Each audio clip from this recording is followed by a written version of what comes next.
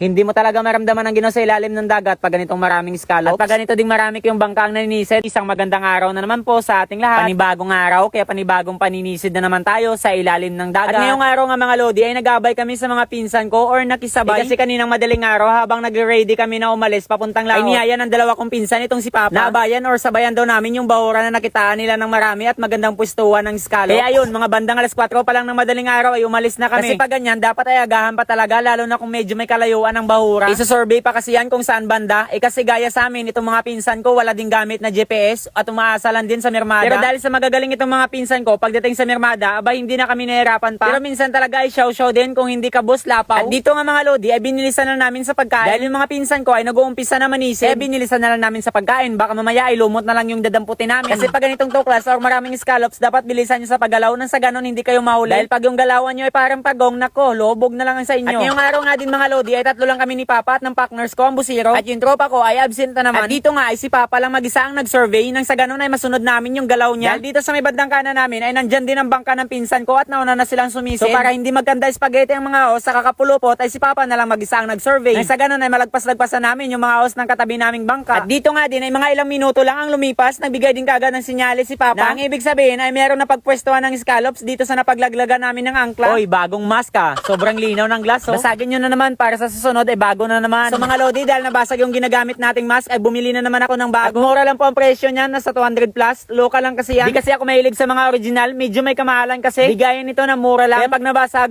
sige lang, bili na naman ng bago. Mura lang naman. Pero pag original yung gamit mo tapos nabasag, mapapamura ka talaga. So dahil may mga nagtatanong na